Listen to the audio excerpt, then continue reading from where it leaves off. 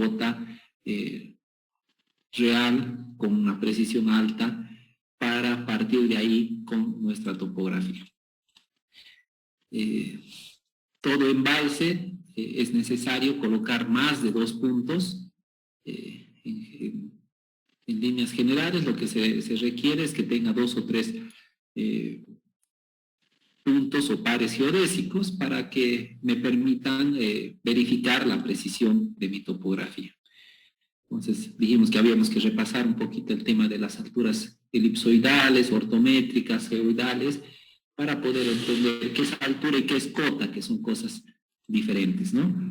Vimos algunos modelos digitales, modelos de elevación que se utilizan, las conocidas curvas de nivel, y cómo estos 3 productos me pueden determinar esa capacidad de almacenamiento que es fundamental para poder dimensionar y definir la capacidad de almacenamiento de mi futura obra de regulación, ¿no? Las curvas características, que son esta es la estructura o las recomendaciones que tenemos para poder determinarlas. Está la altura de la presa, está la cota, está el área acumulada, que este es el dato que me sale de las curvas de nivel, este es el área que ocupa cada una de las curvas de niveles, o la sumatoria de curvas de una misma altura, ¿no? El área promedio es la sumatoria y la división entre 2 de las áreas acumuladas contiguas. El volumen parcial es esa área promedio, esta área promedio, que es el promedio de estas dos, esa área promedio por la diferencia de alturas, que sería 171.70 por 1 metro, y me da el volumen parcial almacenado hasta esa cota. Esos son los 172 metros cúbicos como volumen acumulado. Entonces yo puedo calcular el área promedio, sumando y dividiendo entre 2 los diferentes valores de la área acumulada, multiplicándolo por la diferencia de altura, me sale el volumen parcial, y acumulando este volumen, más me da 470 más 468 me da los 945. Posterior a eso, lo que nosotros hacemos es graficar siempre en el eje de las abscisas, que serían las X, graficamos el área o el volumen. Y siempre en el eje de las ordenadas o en el eje de las Y es la altura o la cota de la presa. Entonces nosotros en la curva altura-área podemos tener a una determinada altura un área de inundación. Por ejemplo, yo a 30 metros de presa puedo estimar que tengo 30.000 metros cuadrados o 13 hectáreas, ¿no? No se olviden, una hectárea son 10.000 metros cuadrados. Y de esa manera yo puedo determinar la altura y el área inundada, y también puedo generar la curva altura-volumen o cota-volumen, que en función de la altura de la presa yo puedo tener un volumen de almacenamiento. Estas curvas me sirven para dimensionar la infraestructura de regulación que voy a proponer. ¿Está bien? ¿No hay alguna duda o consulta al respecto? Hicimos una práctica grupal también, ¿no? De 25 minutos y determinamos las curvas altura-área y ustedes lo enviaron al grupo. ¿Alguna consulta o duda del tema 1? No sé si ha quedado claro, si todo está bien, lo han podido calcular.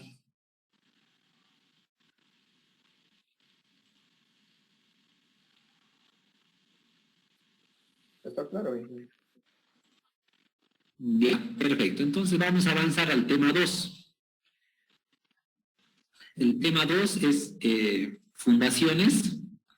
Hoy voy a pasar, por favor, rapidito. Lamentablemente están programando todos los miércoles reunión de junta de juntas por el tema de la acreditación, y hoy tengo yo una participación ahí en esa reunión de una propuesta, ¿no? Que les comento, aprovechando que estamos hablando de eso, ¿no? Se está viendo que se modifique el tema de las modalidades de titulación que tenemos actualmente en la carrera de Ingeniería Civil en la Juan Michel Saracho. Hay algunos docentes que quieren mantener que solo sea proyecto de grado, ¿no? Hay otro grupo que quiere hacer algunas modificaciones a lo que ya tenemos actualmente.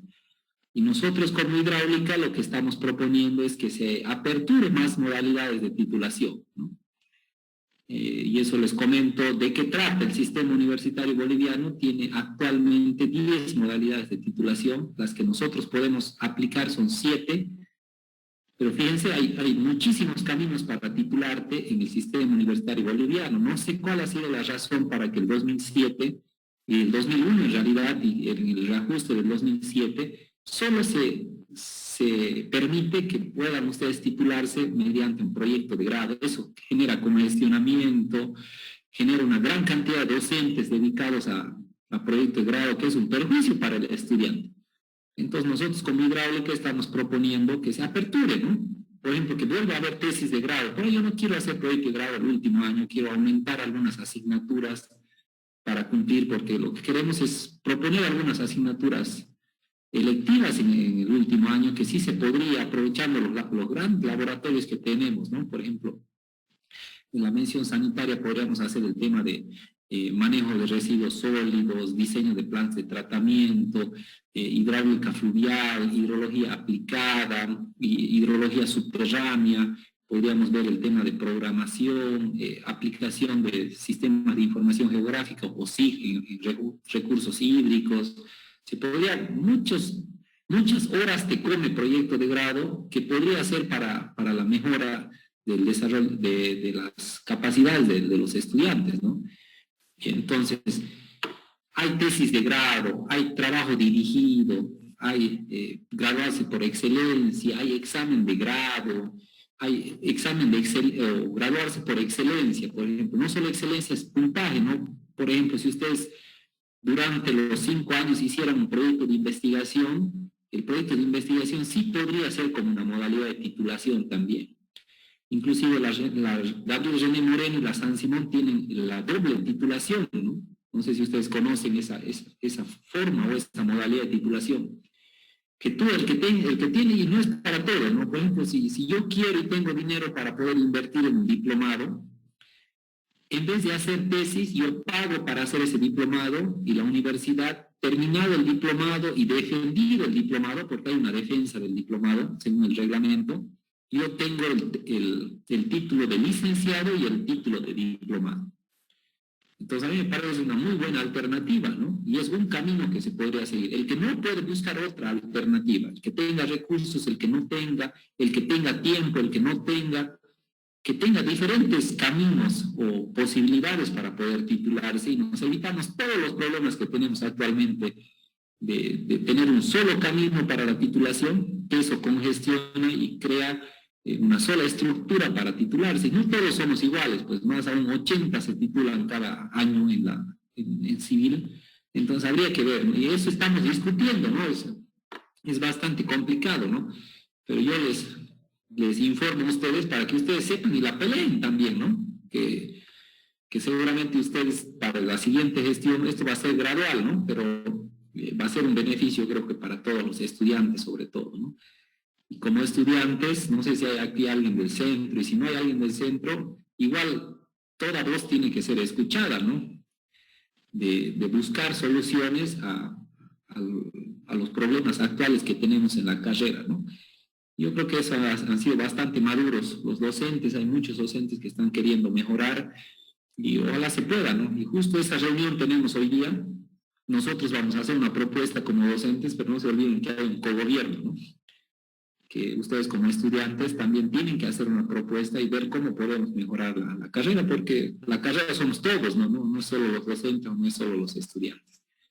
Entonces hay que informarse nosotros. Yo estuve justamente a cargo de hacer la propuesta esta para hidráulica, ¿no?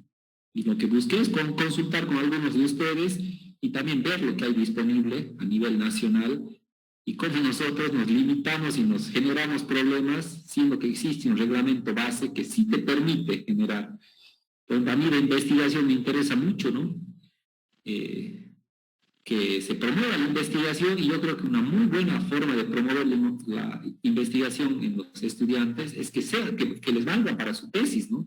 Así no es trabajo en vano, sino que yo tengo una motivación para hacer un proyecto de investigación, que es hacer mi tesis de grado, que me sirva ese proyecto de investigación. Entonces, no van a ser todos, el que quiera puede seguir ese camino, pero que existan varios caminos y varias alternativas, y yo creo que así sí se va a mejorar. De otra forma, nos cerramos mucho a algo que nos hemos armado el problema nosotros mismos. Entonces, por ese motivo voy a tener que dejar un poquito antes de las 8 para que pueda a presentar esa propuestita y también hablar y proponer algo a los docentes, ¿no? Estamos buscando hacer muchos cambios y ojalá sí se pueda, ¿no? Queremos generar, por ejemplo, que se enseñen algunos modelos hidrológicos nuevos, que se utilice las herramientas que estamos utilizando actualmente a nivel nacional. Y yo en el transcurso de esta clase voy a ir mostrándoles y enseñándoles también, ¿no?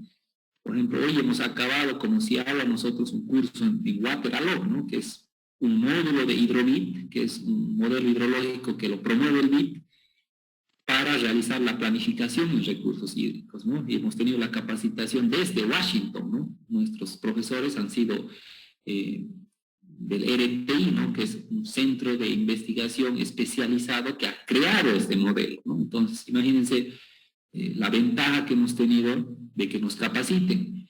Y gracias a esa capacitación que nosotros hemos conseguido, estamos firmando un convenio para que la capacitación no solo sea para docentes, sino también para estudiantes, y que el HidroBit entre como parte del rediseño curricular, y ustedes dejen de utilizar esas planillitas o esos métodos antiguos, ¿no? Que ya no se usan, ¿no?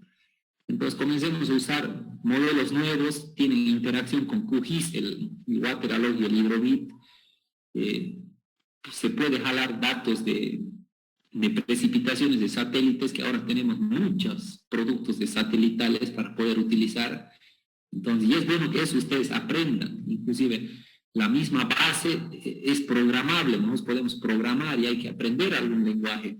Por ejemplo, el HidroBit en Java, ¿no? Entonces hay que aprender Java también, o hay que aprender R, que son lenguajes de programación que ahora los ingenieros, la mayoría está utilizando en el mundo, ¿no? Entonces no podemos estar separados de la realidad que está a nuestro alrededor, ¿no? Y eso tiene que ser no solo para el docente, el docente lo va a aprender, pero también tiene que aprenderlo el estudiante.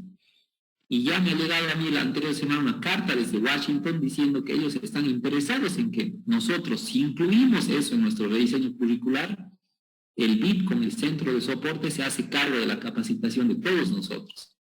Entonces, esa es una ventaja que va a beneficiar a toda la universidad, ¿no? Y vamos a tener estas herramientas que son nuevas, son últimas, ¿no? Entonces, hay muchas cosas por aprender. Y espero que, bueno, ustedes ya están en el último tramito, lo van a tener que aprender ustedes saliendo en el desarrollo profesional, pero esperamos que los estudiantes que están entrando, ellos sí puedan aprenderlo también, ¿no? Y se genere un conocimiento más interesante. Muy bien, cerramos paréntesis para eso y ojalá que la carrera mejore, ¿no? Esa es la idea de todos, ¿no? Yo quiero hablarles ahora específicamente de la fundación y los materiales. ¿Cuáles son los requisitos que se necesitan? Les hago recuerdo que el objetivo de la asignatura es que ustedes aprendan a diseñar obras de almacenamiento. Tienen que diseñar, tienen que tener los criterios, las herramientas, los conocimientos necesarios para aplicarlos en el diseño de una obra de almacenamiento. Después de todas estas clases que vamos a pasar, ese es el objetivo, pero yo quiero que quede bien claro, que ustedes sean conscientes y se preparen para eso, para decir, al final de obras 2, yo tengo que ser capaz de diseñar una obra de almacenamiento. Tener lo básico, por lo menos, ¿no? Tener los conceptos claros, manejar el lenguaje científico, conocer cuáles son el alcance del diseño, qué abarca el diseño.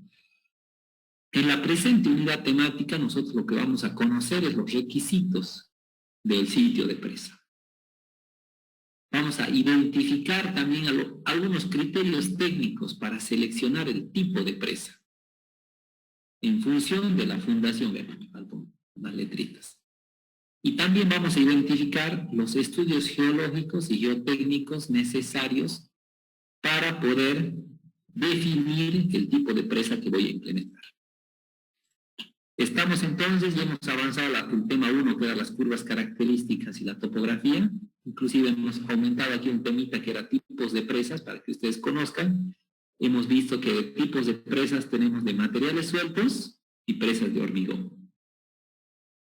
Entonces, en función de estos dos tipos, una presa flexible y una presa rígida, los requerimientos de cada una de estas de fundación son diferentes. Hemos visto también en la anterior clase el concepto, ¿no?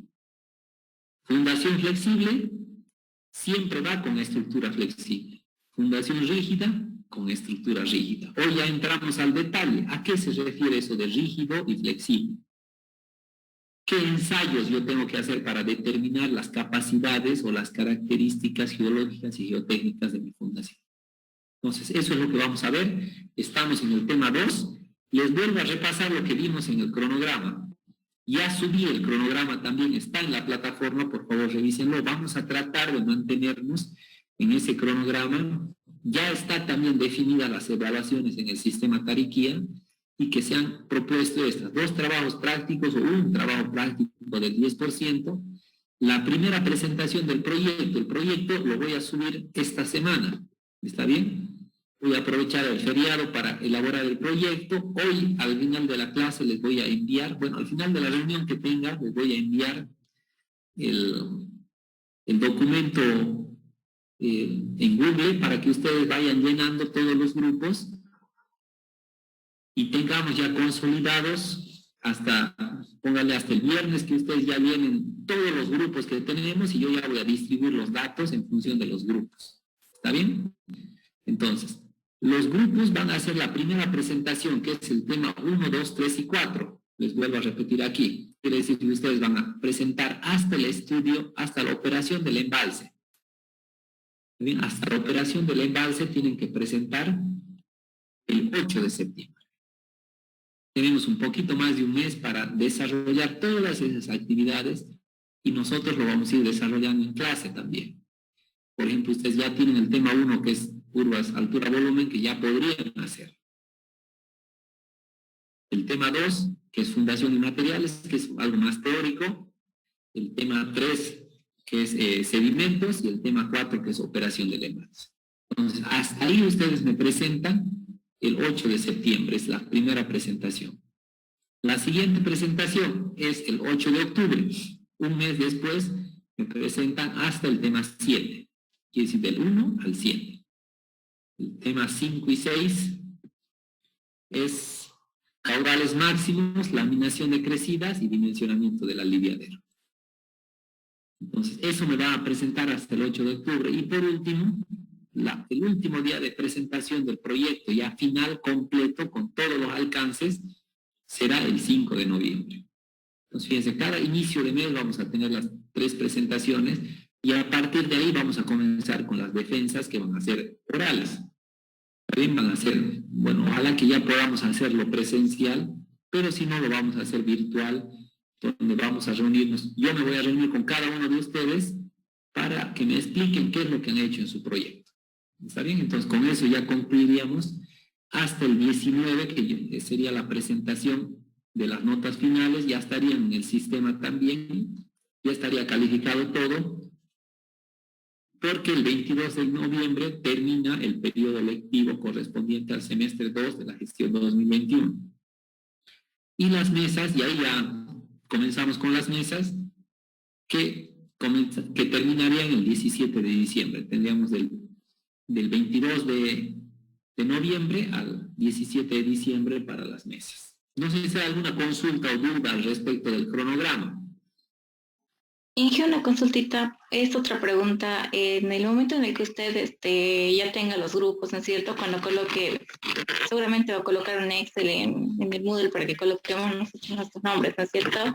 Entonces nos va a dar los proyectos, también nos va a subir el contenido mínimo que tiene que tener el proyecto. Sí, todas las instrucciones del proyecto yo se las voy a subir. Espero que hasta el lunes ustedes ya lo tengan todo, ¿no? El fin de semana lo voy a acomodar, voy a tratar de buscar una topografía y todo el detalle más para que ustedes ya lo tengan. A partir de la siguiente semana, que sería, ¿qué fecha es? Sí, a partir del lunes 9 ustedes ya pueden arrancar y tendrán un mes exactamente para para desarrollar sus actividades. Y obviamente consultando aquí en clase, ¿no? Si tienen alguna duda lo podemos ir viendo aquí. Y de todos modos, las actividades que yo voy a ir planteando van a ser todos en grupo. ¿También? Ya vamos a conformar los grupos y ya cada grupo va a trabajar de manera conjunta mientras vamos avanzando también con el desarrollo de la asignatura. ¿También alguna otra consulta para que ya pasemos a la clase?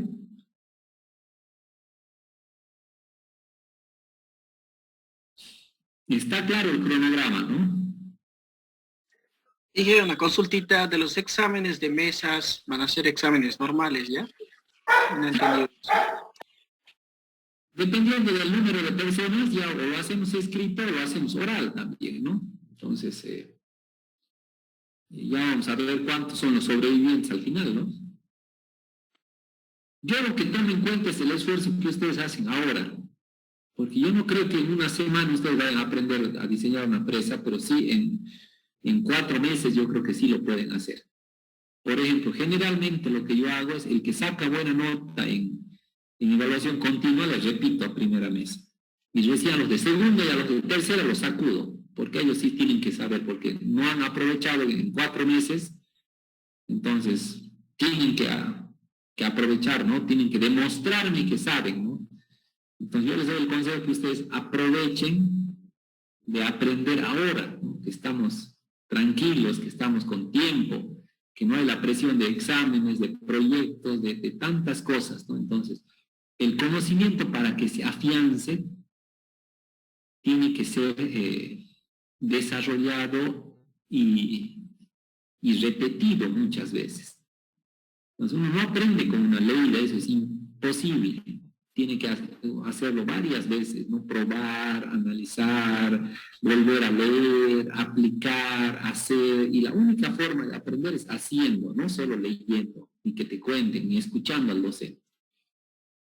La mejor técnica de estudio se llama el Active Recall, que en la próxima clase yo les voy a explicar por qué se llama así y de qué trata esa técnica de estudio y cómo se la puede utilizar para hacer eficiente el estudio. Cómo yo puedo aprender. Entonces, eso cada quien tiene diferente, pero ya hay algunas recomendaciones base que te sirven para tú ser eficiente al momento de aprender. Entonces, tienen que aprenderlo esto. Y si reparten la carga, es lo mismo. Yo les doy esa opción, ¿no? Ustedes, si van a tener que trasladar, por ejemplo, 4 cubos de piedra. Si ustedes lo trasladan en 4 meses, es mucho menos cansador que hacerlo en 2 semanas, ¿no? O en 1 semana. Fíjense, es algo muy parecido a lo que ocurre con la mente, ¿no? La mente tarda en aprender, en consolidar un concepto, en aprenderlo. Entonces, tienen que dedicarle tiempo y organícense a partir de ahora. Fíjense, ya está todo planificado, ya saben qué va a pasar. Entonces, organícense cada uno para ir aprendiendo lo que vamos a avanzar. ¿Está bien? ¿Rodrigo? ¿O alguna otra consulta? Hice una consulta de la defensa de proyecto, ¿solo defiende uno del grupo o todos defendemos? Todos. La defensa cada uno está por su cuenta. Yo hasta aquí, que serían 15, 30, el 50% es el documento y el 40% es la defensa. Quiere decir, si ustedes no defienden bien, y yo pongo 0, ¿no? Si no tienes idea, si vienes a defender, te pongo 0, 5. Y al que defiende bien, le pongo 100 también, ¿no? Y con mucho gusto, ¿no? Porque yo premio al que se esfuerza. Al flojo, ¿para qué lo vas a premiar? Es fomentar la flojera, ¿no? Entonces yo soy muy exigente, tienen que saber bien los conceptos, los criterios, tienen que haber aprendido a hacer. Entonces, en la defensa yo pongo notas individuales, si son 6 en el grupo nos quedamos, ¿no? No voy a poner la misma nota a los 6. En la defensa están solos, cada uno por su cuenta.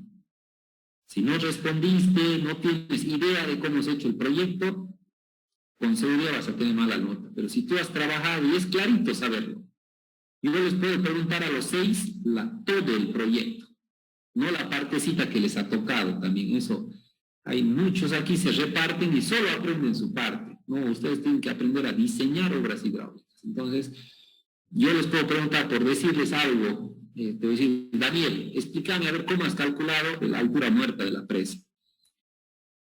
Y no me puedes decir, ingeniero, esa parte a mí no me ha tocado. No, tienes que saberlo.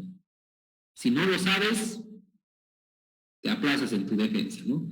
Fíjense, tenemos muy poco tiempo. Generalmente voy a tener 5 a 6 minutos por persona para la defensa. Entonces voy a poner media hora por grupo, ¿no? Entonces, en esos 5 minutos ustedes me tienen que demostrar que saben, pero es facilito. En segundos uno se da cuenta que la persona que habla y utiliza el lenguaje científico del diseño de presas lo hace ver más fácil. Y tienes que saber cómo has hecho. Entonces, yo soy bien exigente, no sé si les han comentado a los que nunca han llevado conmigo, ¿no? A mí me gusta que las cosas estén bien, ¿no? Entonces, voy a asegurarme que ustedes saben. Y si no me convencen, lamentablemente van a tener que repetir la asignatura, ¿no? Entonces, preocúpense, dedíquense, aprendan que eso es para ustedes, ¿no? Es para su bien. Así que tómenlo muy en serio esta asignatura, porque yo lo voy a tomar en serio y voy a tratar de cumplir en todo lo que estamos planificando y organizándonos. Muy bien, ¿algo más?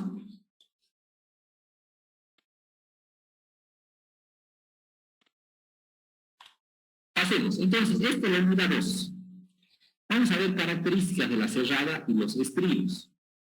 Vamos a ver también el tema de topografía del cierre y la geología del cierre, del sitio de cierre. Vamos a ver cómo yo puedo seleccionar el tipo de presa dependiendo o caracterizando la fundación y los materiales disponibles. Estos dos conceptos son los más importantes para definir el tipo de presa. La fundación y la disponibilidad de materiales. Puedo tener una fundación muy buena, pero si no tengo los bancos de materiales cercanos, me va a salir muy cara. Entonces, tiene que haber una compensación entre requerimientos de fundación y disponibilidad de materiales o bancos de materiales cercanos. Entonces, si yo elijo un tipo de presa, estos tienen que estar en correspondencia de estos dos criterios, la fundación y la disponibilidad de materiales que nosotros tenemos. Entonces, vamos a ver qué tipos de fundaciones hay, qué ensayos de perforación nosotros hacemos. También vamos a ver un poco de sondeos eléctricos verticales, que son los CEPs, ¿no? Que se utilizan bastante para prediseño. Ya para diseños finales o EDTPs, que ahora se llaman, estudio de diseños técnicos de preinversión, es un EDTP, ya se requiere perforaciones a diamantina, que son muestras inalteradas de las características de la fundación, ¿no?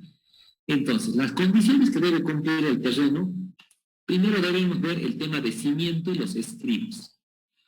Estos, tanto el cimiento, que es la base, como los estribos, que son los costados, deben ser capaces de resistir las cargas que se va a transmitir al estribo y a la fundación. No nos olvidemos, el agua genera una transferencia de esfuerzos. Entonces, la fundación tiene que ser capaz de resistir esos esfuerzos.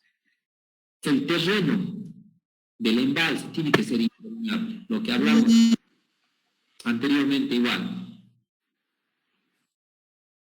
Tiene que tener la característica de estanqueidad. El vaso tiene que ser estanco. ¿Qué quiere decir estanco? Que tenga la capacidad de almacenar agua sin que se pierda grandes cantidades por filtración.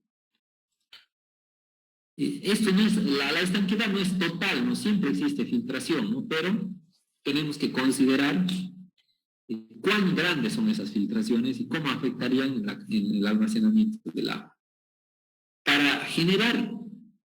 Para caracterizar un sitio de presa, yo tengo que hacer análisis de tres aspectos. Primero, hidrológico, geológico y geotécnico. Primero, tiene que tener una conveniencia funcional. Digamos, yo tengo que ubicar mi presa en un lugar donde almacene la cantidad de agua. Si la coloco muy aguas arriba, voy a tener menos área de aporte y por lo tanto menos cantidad de agua. Entonces, la ubicación del sitio de cierre, primero tiene que cumplir que el agua, tener la capacidad de oferta de la cuenca requerida para suplir la demanda que tengo en esa zona. Entonces, primero tiene que haber una conveniencia funcional hidrológica. Quiere decir, tengo la cantidad de agua disponible para poder almacenarla en época húmeda para usarla en época seca. Si no tengo el agua, ¿para qué voy a hacer presa? Entonces, el sitio de la presa tiene que tener esa primera funcionalidad hidrológica. La segunda, la conveniencia técnica quiere decir que el sitio sea apropiado. Lo que les mencionaba anteriormente, que el vaso sea estanco y que exista cercanía de los bancos de materiales. Entonces, existe una conveniencia funcional hidrológica y una conveniencia técnica del sitio apropiado. Topográficamente, les hago una pregunta. ¿Cuál de estos tres cierres es el más adecuado para poder implementar un cerramiento o una presa? ¿Este talud con gradas, este talud de baja pendiente o este talud semivertical?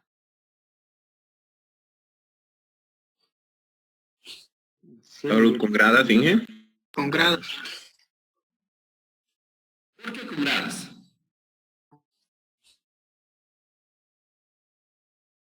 Menos área de cerrar. Pero menor área cerrar es el semivertical. Sí, también.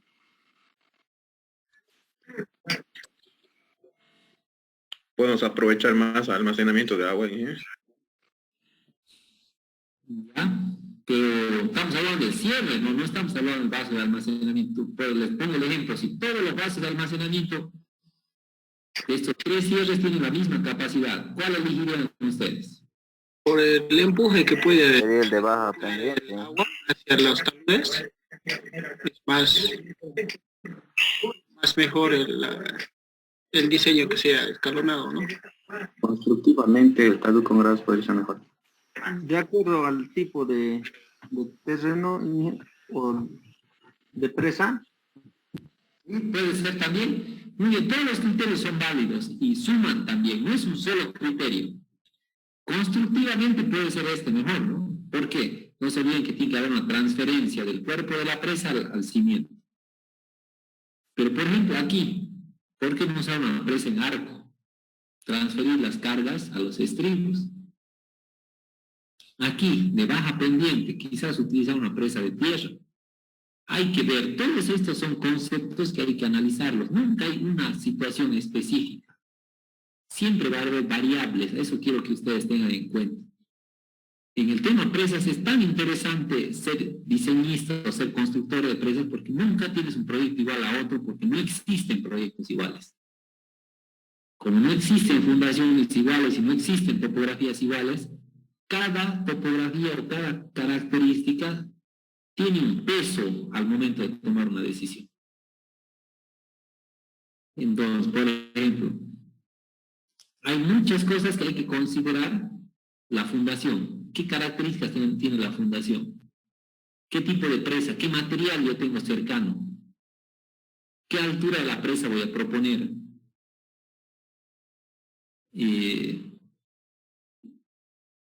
¿Qué propuesta tecnológica voy a utilizar para la construcción? ¿Qué metodología de construcción voy a utilizar? ¿Cuánto tiempo tengo para la construcción? Entonces, son muchos factores que influyen para poder determinar y tomar una decisión. Por eso yo lo veo tan importante que en el tema presas interactúan muchos de los conceptos que ustedes ya han ido viendo anteriormente. El tema geológico, el tema geotécnico, el tema de mecánica de suelos, el tema hidrológico, el tema de estructuras, ¿no? Por ejemplo, una presa de hormigón es netamente conceptos de estática y de hormigones, ¿no? Entonces, todo eso te suma para poder decidir. Entonces, uno sopesa, quiere decir, uno balancea cuáles son las diferentes opciones y elige. En algunas situaciones va a ser esta la mejor. En otras va a ser este cerramiento el mejor. Y en otras va a ser este talud semivertical. Todo lugar puede ser un buen lugar si nosotros analizamos todos los otros criterios y parámetros que influyen para tomar una decisión. ¿Está bien? Pero para eso nosotros debemos hacer algunos análisis en los estribos y en el cimiento. Por ejemplo, ¿qué se llama el libro este? González de Vallejo, creo que es. Geología de González de Vallejo nos menciona algunas secuencia de estudios geológicos y geotécnicos para diferentes periodos de construcción. Por ejemplo, para estudios de anteproyecto, yo tengo que hacer unos estudios geológicos regionales. ¿A qué se refiere eso?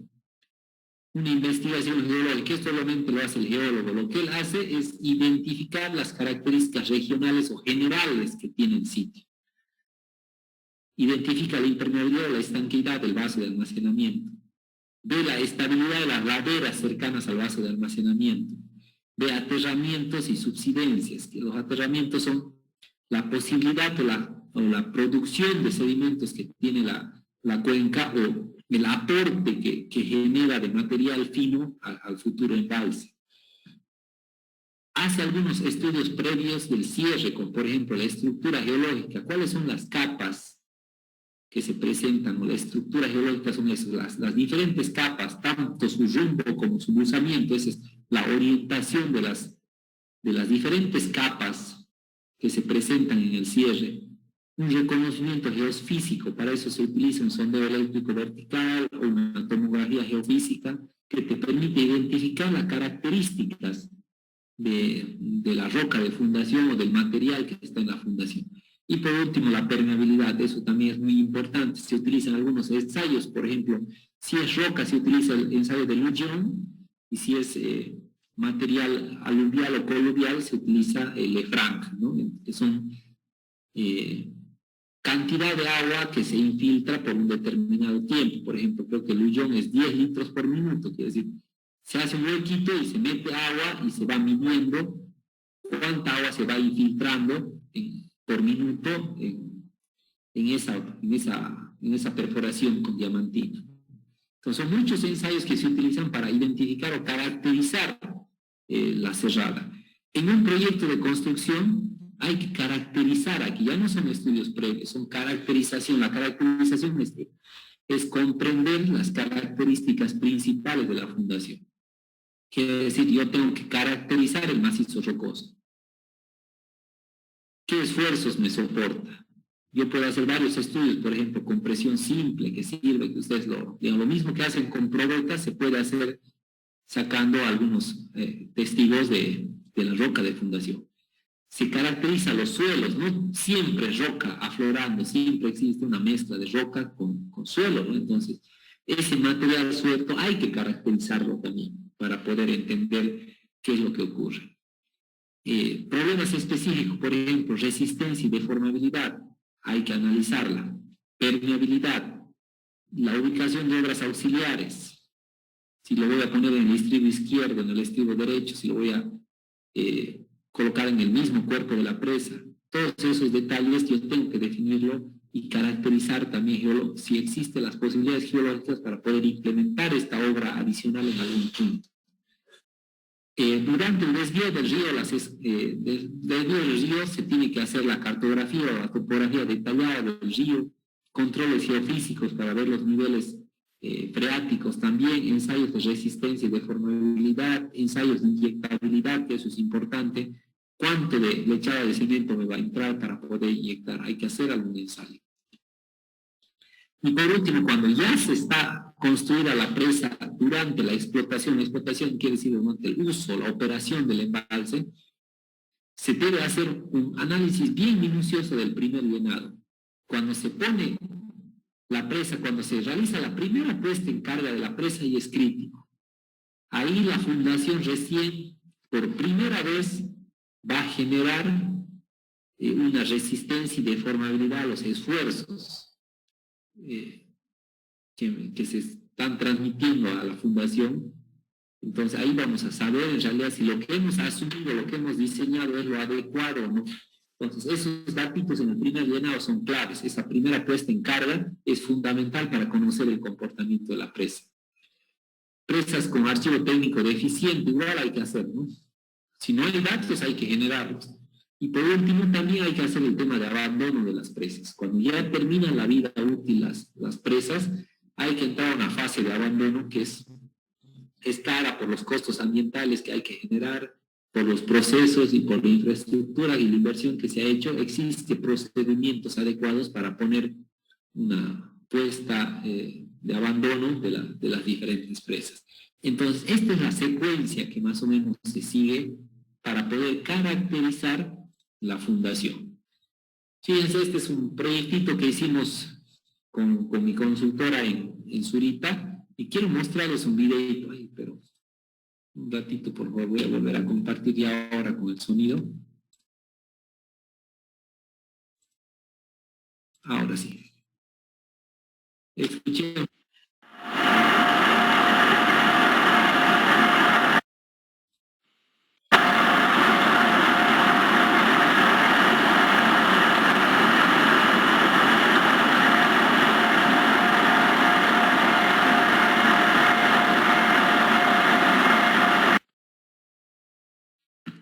Muy bien.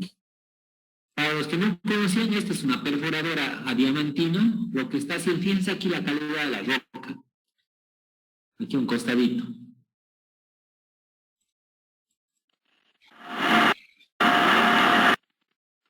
Aquí les voy a mostrar ya cuando le están sacando el testigo.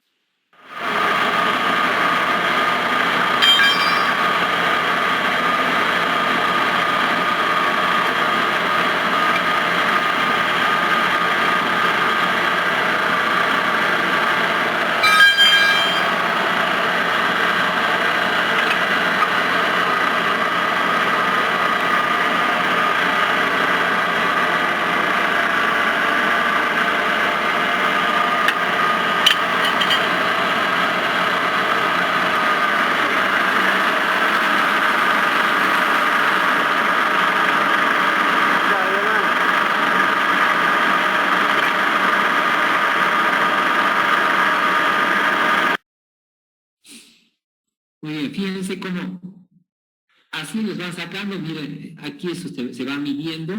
Esta era la presa y desde el metraje de 0 metros hasta 10 metros. Creo que perforamos 30 metros. Pero así se va sabiendo cómo es la fundación. Fíjense aquí cómo está esta roca, ¿no? Era una roca bastante dura, pero estaba bien disgregada, fracturada. Una vez que se hace esto, se llama una caja de testigos del ensayo de perforación adiamantina. Entonces, una vez que se concluya, se hacen muchas cajas. Nosotros hicimos 3 perforaciones aquí, una en el eje y 2 en los estribos o cerca de los estribos, porque no había camino de acceso a los estribos, así que lo que hicimos, nos acercamos lo máximo posible al estribo y ahí realizamos la otra perforación. Hicimos 12 cajas de perforación para conocer. El geólogo ya va y realiza varios estudios en esto. Por ejemplo, se realiza el RQD, que el RQD es como un valor, un ranking, que se utiliza para saber qué características tiene la fundación. Se llama Rock Quality Designation, es el RQD. Hay el RMR, que es el Rock Mass Rating, que te da igual otro valor para poder caracterizar la fundación. Fíjense lo importante que es saber. En base a esto nosotros definimos muchos parámetros. Por ejemplo, la profundidad de excavación. ¿Cuánto vamos a excavar para emplazar la presa? ¿Qué características tiene de resistencia? Estos pedacitos, algunos de ellos nosotros lo cortamos con amoladora y lo llevamos a un laboratorio de suelos para realizar las pruebas a compresión.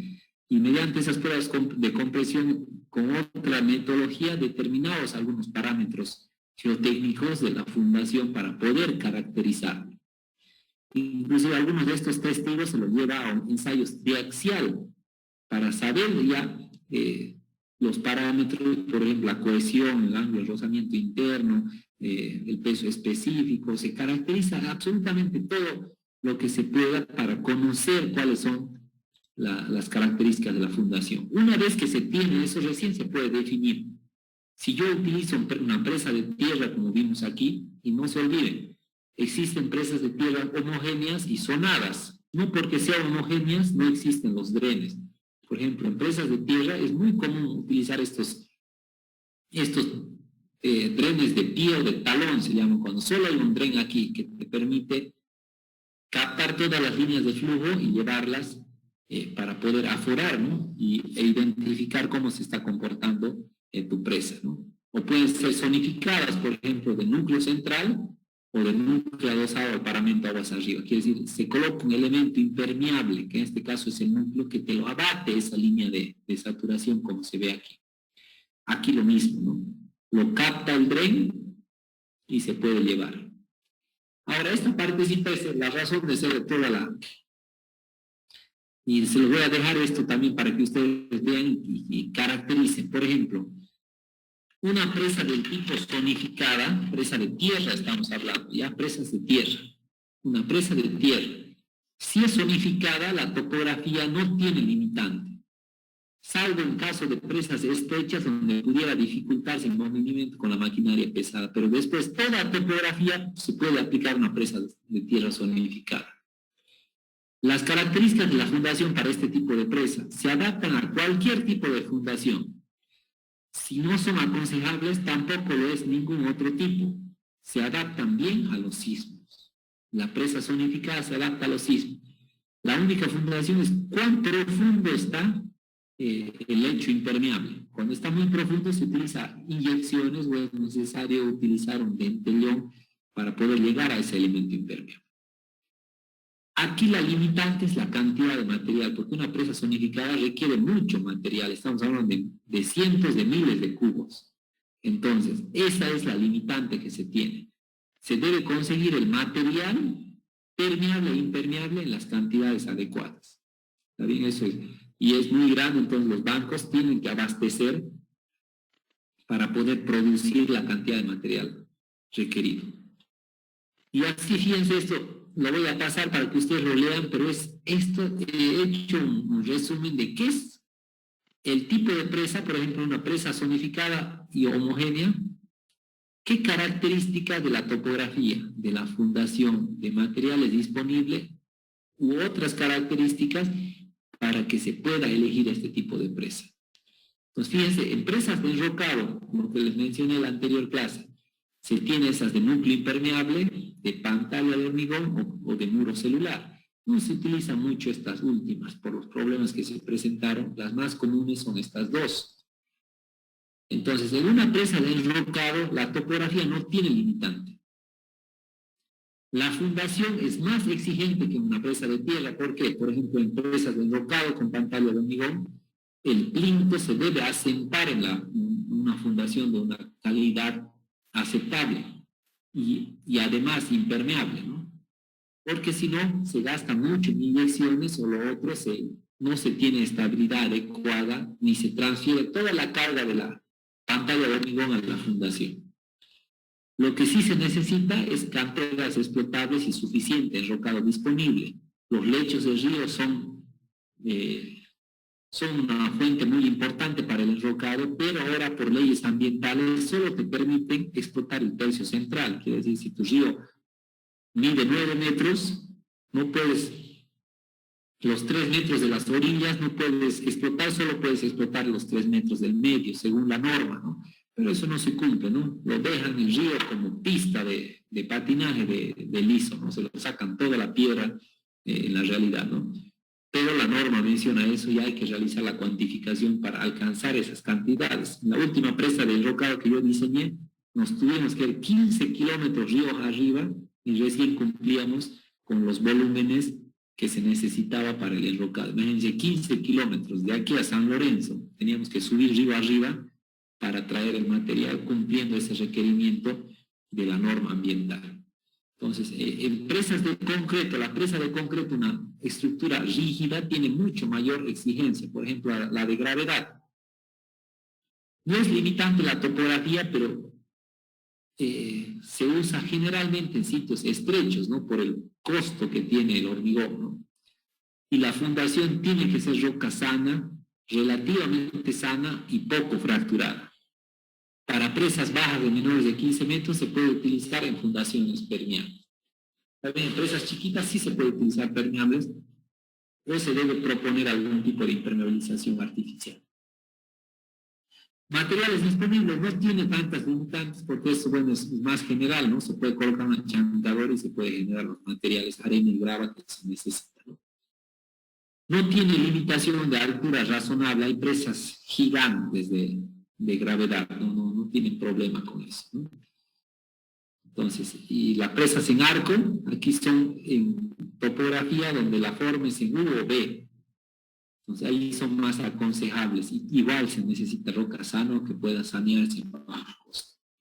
Quiero terminar con esto, ya para ir concluyendo, justo ya va a ser las 8. Miren, quiero mostrarles un gráfico. Esta es una presita, justo cerca de Lajas estaba esta presita, ¿no?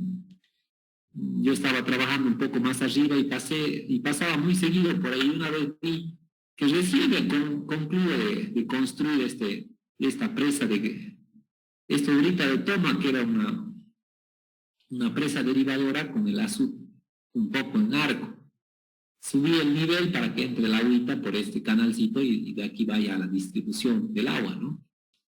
Entonces, justo en época lluviosa comenzó a funcionar esta presita y después lamentablemente esto ocurrió. Y aquí se nota clarito en esta partecita, fíjense. Ustedes pueden ver que la roca está hasta aquí. Todo esto es roca. Se ve ahí la laja, miren, apareciendo. Y a partir de aquí igual había, fíjense, aquí está la laja, todo esto es laja, esto también. Pero aquí al medio, en otro color voy a poner, aquí al medio no se tiene roca de fundación. ¿Qué ocurrió? Se generó socavación y se volcó toda la estructura. Entonces, fíjense en una obra tan pequeñita y lo importante que es que la fundación sea la adecuada y que se implemente una estructura que cumpla con esas condiciones. Rígido con rígido, flexible con flexible. En este caso, fíjense, es muy importante que ustedes consideren la fundación. La fundación puede ser lo que les dé a ustedes la sustentabilidad para asegurar el funcionamiento de la presa. Entonces, todos esos detalles tienen que considerarlos. Hay mucha bibliografía adicional que yo les he y que está disponible en la plataforma para que ustedes puedan revisarlo y puedan aprender acerca de las características de fundación. Esto lo hace el geotecnista y lo hace el geólogo. Pero nosotros como civiles tenemos que conocer por lo menos cuáles son las metodologías, los criterios que ellos utilizan para poder revisar ese trabajo. El gerente generalmente es un civil, ¿no? Pero nosotros tenemos que saber lo que hacen los demás para poder gerentar un proyecto de esta envergadura. No sé si hay alguna duda o consulta, con eso ya estaríamos concluyendo.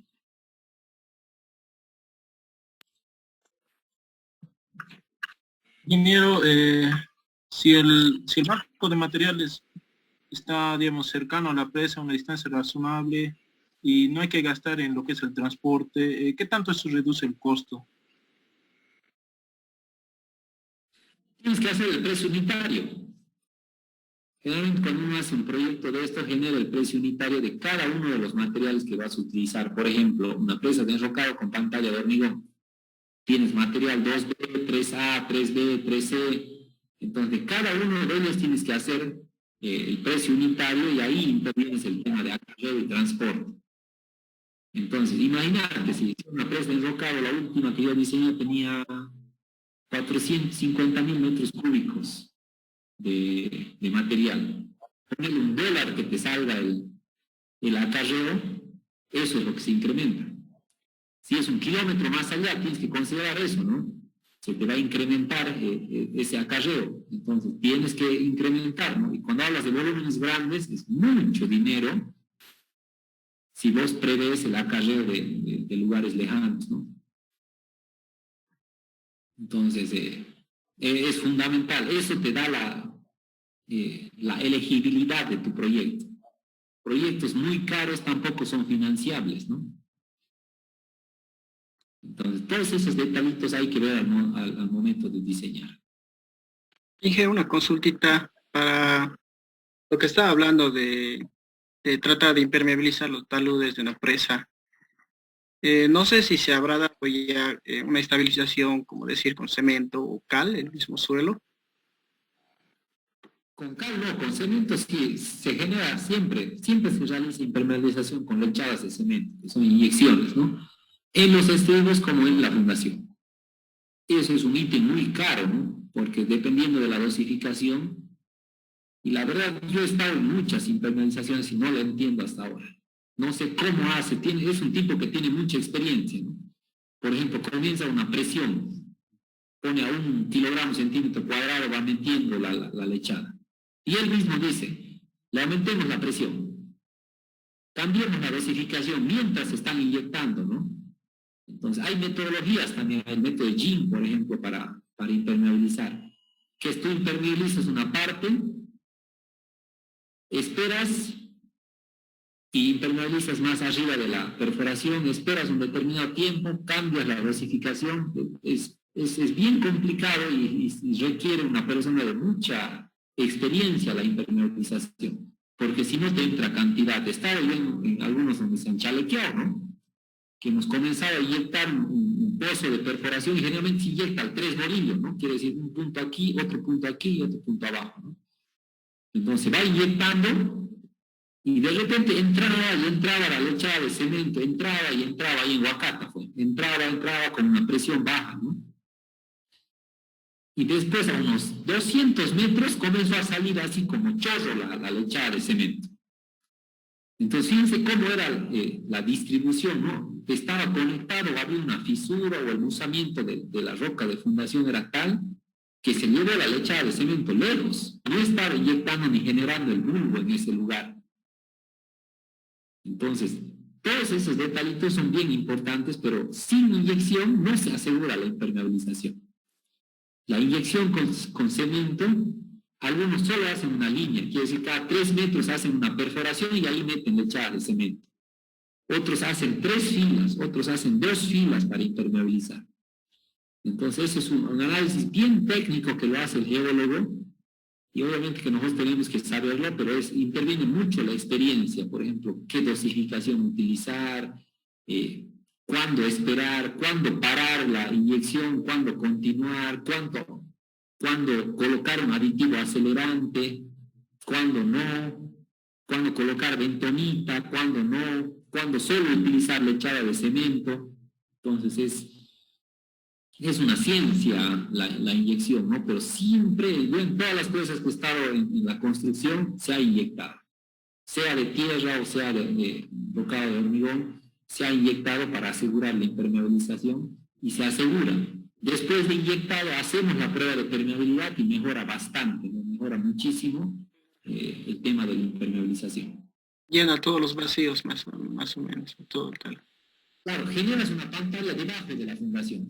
Si existe alguna fisura, algo, ahí se trata de parchar, ¿no? La fisura, para que no sea por ahí un canal de agua que vaya pasando, ¿no? Entonces, en toda la parte de abajo se genera una pantalla de inyección debajo de la fundación para asegurar la impermeabilización de la fundación. Ahora, en el vertedero que se construye, suponiendo que usted estaba diciendo hace rato que es roca, pero es una roca muy fisurada, también de la misma manera tenemos que estabilizar eso con cemento, o sea, tratar de hacer... La estabilización es muy complicada. Es mejor buscar una zona que sea estable para colocar el vertedero. Digamos, esa es la recomendación que yo les haría en base a la experiencia que hemos visto en la construcción, ¿no? que yo he estado, porque estabilizar es bien complicado con lechadas de cemento y no se consigue buenos resultados. Entonces siempre es mejor a veces profundizar las excavaciones que estabilizar con inyecciones. Y para el vertedero lo mismo. Yo prefiero excavar 1 metro más, por más que sea roca de mala calidad, excavo 1 metro más y ahí emplazo mi vertedero que decidir estabilizar con inyecciones. Entonces, esa es una decisión que hay que tomar juntamente con el geólogo, ¿no? Pero siempre es mejor excavar más para asegurar el funcionamiento de todas las obras, inclusive de la presa, ¿no? Por ejemplo, en la última presa que estuvo en la construcción se tenía previsto excavar, creo que 2 o 3 metros apenas. excavamos 13. Entonces ahí están, quiere decir, nuestra presa aumentó hartísimo la altura porque tuvimos que bajarnos, ¿no? ¿Por qué? Porque la roca no estaba como se creía, ¿no? Y eso que durante el diseño hicieron como 8 perforaciones. Pero una vez cuando se excava, recién se puede ver la roca. Entonces ahí decidimos bajar mucho más y emplazarlo en otra cota para poder asegurar digamos, la estabilidad o las características de la fundación para asentar ahí el plinto, ¿no? En una presa de enrocado con pantalla de hormigón. Entonces eso es bien variable y es mejor hacer los estudios necesarios para poder considerar eso, porque eso ya fue, imagínate, de 3 a 13 son 10 metros más que tuvimos que excavar, ¿no? Entonces eso aumenta la altura de la presa para la misma, para lo mismo, ¿no? Entonces, todo ese detalle hay que considerarlo durante el diseño y es algo muy importante en la fundación.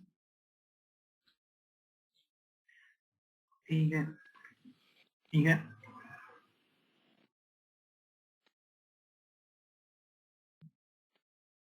Sí, Gerson. Inge, una consulta en la parte que usted ha mostrado en la clase de un colapso de una estructura hidráulica.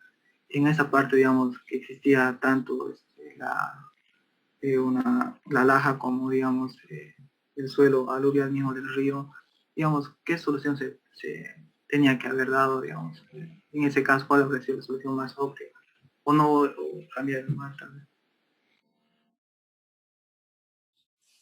Bueno, y la solución era utilizar otro tipo de presa, porque tenías un material flexible, ¿no? No podías colocar una presa de gravedad, porque la presa de gravedad exige unas características de fundación, roca sana, roca, pero no puede ser material aluvial, tiene que ser roca, y tiene que estar como digamos, una roca consolidada, no un material aluvial como tenían ahí. Entonces ellos, imagínense, han metido lo mismo que ha ocurrido con esta foto que les mostré anteriormente. Una estructura rígida ha ido a apoyarse en una fundación flexible, y eso se socava, pues es obvio.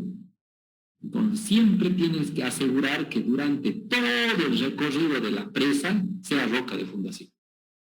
Si vas a colocar... ¿En que se habrían puesto pilotes de hormigón? ¿Habría ayudado? Y no se utiliza pilotes en empresas.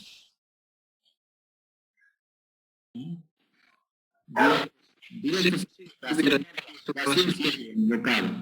de enrocado o es de gravedad, se tiene, porque no se olvide, los pilotes es para transferir la carga a una zona de mayor capacidad portante. En nuestro caso, nosotros lo que hacemos, generalmente la fundación aguanta. Lo que no aguanta es la impermeabilidad, ¿no? Digamos, si estás colocando un material impermeable, rígido, encima de tierra, ¿qué va a ocurrir? El agua va a pasar por abajo, pues. Entonces se va a socavar y no va a ser capaz de resistir, ¿no? Ante efectos adversos, no por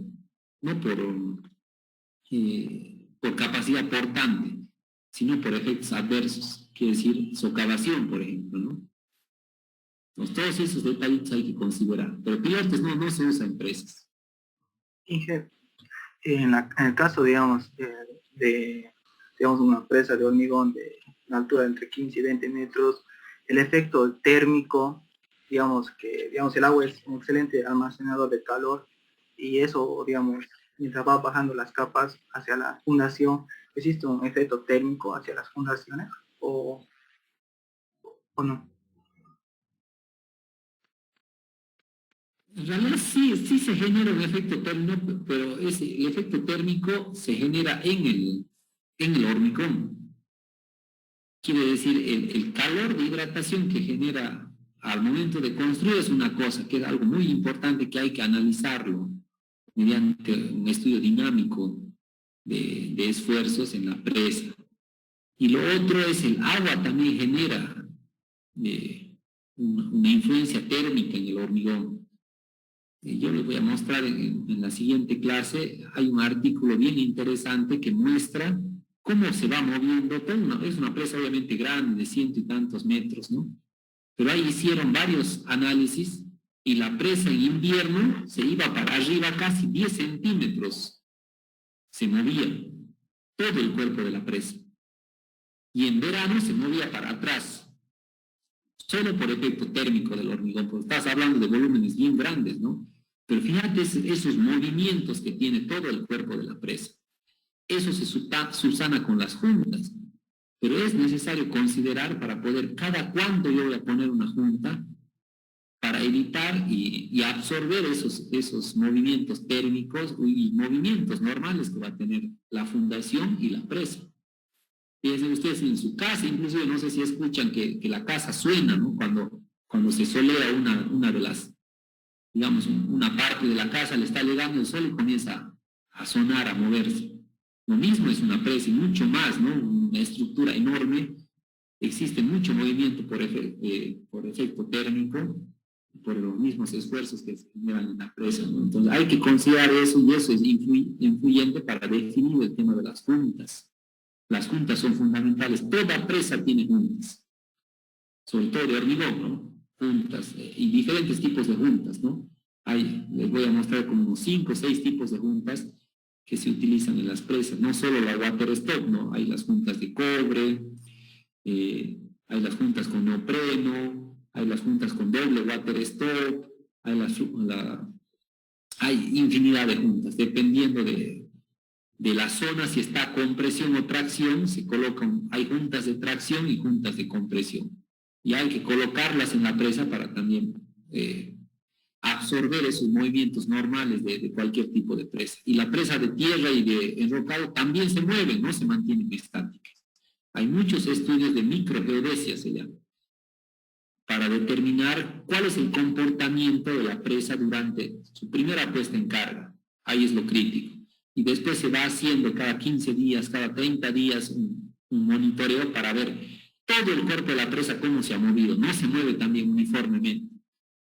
Entonces, esos micromovimientos que tiene la presa hay que medirlos para poder absorberlos, y en caso de que se genere alguna fisura o algún problema ya se tenga previsto qué es el trabajo que hay que hacer.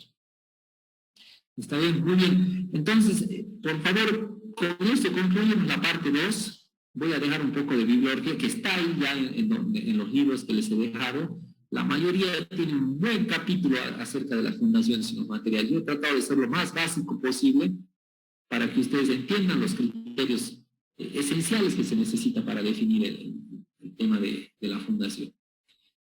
En un ratito yo voy a entrar a la otra reunión. Terminando la reunión voy a enviar el documento de Google para que ya vayan incluyendo, por favor, el número de grupo y el listado de... Voy a entregar 2 planillitas, por favor. Una donde va a ir el nombre de los integrantes, y después en otra planillita, por favor, ayúdenme en el listado oficial que tengo de la clase. Ustedes van a poner, por ejemplo, Flores Solís Aldo. Ahí al ladito yo voy a poner el número de grupo y ustedes ponen grupo 4, por ejemplo, 5, el grupo que les toque de la otra planilla, ¿ya? Así yo voy a crear en esa planilla, y en esa va a ser la planilla de calificaciones para organizarme yo. Entonces no se olviden llenar las 2 planillitas, ¿ya? Una con los nombres completos y un listadito con el número de grupo en la lista oficial que está en orden alfabético. ¿Está bien? ¿Alguna vez? Sí. Si no llegamos a 6 integrantes, igual está bien. No, tienen que llegar a 6, consigan. Ustedes han querido de 6, yo quería de 5, así que ahora sí o sí 6, solo un grupo no va a ser de 6. Así que... Dije 2 somos de 5. Bueno, pero vamos a hablar ahorita del grupo. Divídanse. Y no quiero que me llenen planillas con grupos incompletos, ¿no? Si están 6, llenen. Si no, yo lo voy a borrar. Tienen que estar 6 completitos para llenar la lista. Así que busquen, son 80 y tantos, ¿no? 86 eran hasta ayer. Entonces tiene que ser de 6, por favor. Y al último grupo, a ese sí le voy a considerar, pero va a ser el último, ¿no? Que va a ser diferente. Pues vamos a hacer, a ver, a lo que nos da, ¿no? El número total, no sé, de estudiantes. Muy bien. Los dejo entonces, les envío la planillita, por favor, nos vemos el viernes a las 7. Vamos a repasar el tema 2 e ingresamos al tema 3, que ahí ya vamos a dedicarle 2 o 3 clases a la parte sedimentológica, que ya entra metodologías de cálculo. Vamos a ver, comenzar con el coeficiente de atrapo por Brown, por Brun, por el método de Brun también, o las curvas de Brun, que vamos a hacer esos 2 métodos la siguiente clase. La subsiguiente vamos a hacer de Horowitz y Stenberg, y la tercera clase vamos a hacer ya definir la altura muerta de la presa. El viernes no hay clases, Inge, pero... Inge, el viernes es feriado, 6 de agosto. Nos vemos el otro miércoles entonces, mejor. ¿Verdad? Nos vemos directo el otro miércoles. Bueno, ingeniero, hasta luego. Bueno, Saludos, Inge. Hasta luego, Inge.